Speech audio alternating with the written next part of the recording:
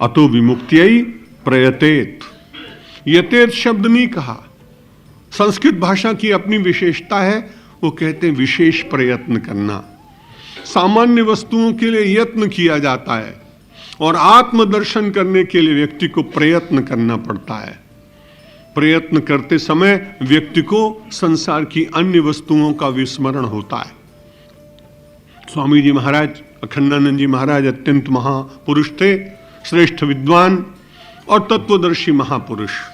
उन्होंने अपने किसी प्रवचन में एक बात कही कि आदमी को कितना प्रयत्न करना चाहिए, और उन्होंने एक घटना का वर्णन किया कि जब वो कभी सौराष्ट्र में प्रवचन करने के लिए गए तो उनकी शोभा यात्रा निकली। शोभा यात्रा में सभी लोग उनको पुष्पहार पिन्हा रहे थे और जितने दुकानदार थे बड़ा बाहर निकल कर उनका वंदन कर रहे थे, लेकिन एक व्यक्ति को उन्होंने देखा कि वो उठा नहीं और उसके हाथ में पीतल की एक फुकनी थी जिससे वो फूंक फूंक करके अपने हाथ के ऊपर रखे हुए एक किसी मृत्तिका के पात्र में सोने की एक छोटी सी डली थी, वो उसको गला रहा था। दूसरे दिन जब वो दर्शन करने के लिए गया तो स्वामी जी उसको पहचान गए। उन्होंने कहा, भाई सब लोग बाजार में लोग निकले, तुम नहीं आए, लेकिन तुम्हारा चेहरा मैंने पहचान लिया, तुम बड़े तल्लीन थे। उसने कहा, हमारा क्षमा करिए, यदि मैं आपका दर्शन करने लगता तो जितना मेरा वो सोना गल गया था ना, वो फिर से कड़ा हो जाता और मेरा सारा प्रयत्न व्यर्थ चला जाता। इसलिए मैं इस प्रयत्न में था कि ये जल्दी तरल हो, और तरल बनने के बाद जिस आभूषण की मुझे आकृति देनी थी उस ढांचे में इस गले हुए सोने को मुझे डालना था, और उसमें जरा भी विलंब हो जाता तो मेरा एक कार्य सिद्ध न होता। इसलिए मैंने सोचा मैं महाराज के दर्शन बाद में करूंगा, लेकिन जो मेरा प्रयत्न इतना है वो व्यर्थ न जाए। जो मैं आकृति देना चाहता हूं आभूषण को, वो मेरा तभी हो सकता था संभव कार्य कि यदि मैं उसमें पूरी तरह से प्रवृत्त रहता।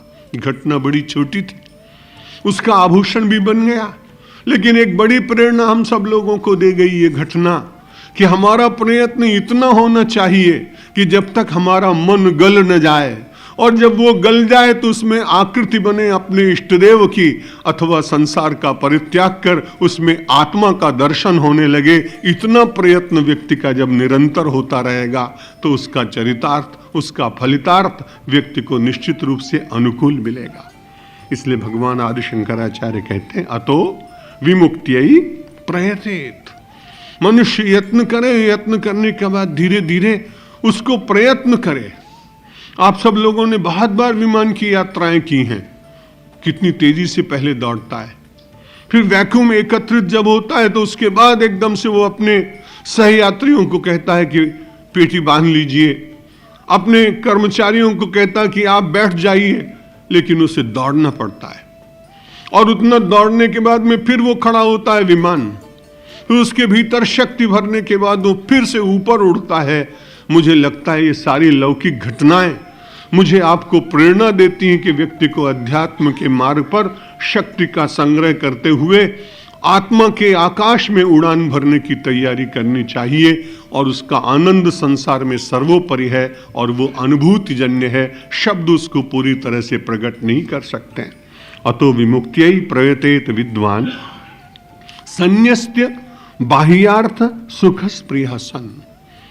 ये बात कही उन्होंने कि वस्तुओं का संन्यस्त बाह्यार्थ, बाह्य वस्तुएं जितनी हैं उनको छोड़ा जाए, ये बात बड़ी कठिन है। और ये बात कहना सरल है, लेकिन आज हम संसार की वस्तुओं का पूरी तरह से परित्याग नहीं कर सकते हैं। इसलिए एक शब्द बड़ा अच्छा ही कह दिया।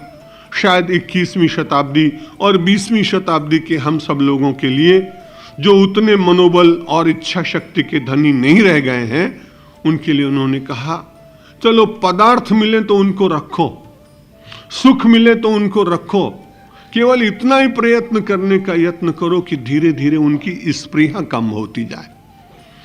आज प्रारब्ध की कृपा से और आपके पुरुषार्थ के फल से यदि कुछ मिल गया तो ठीक है, उसे आप रखें, लेकिन भगवान आदि शंकराचार्य कहते हैं कि उसका उपभोग करते करते अपने मन को तात्विक दृष्टि से उसकी कितनी सीमा है इसे देखने का प्रयत्न करें।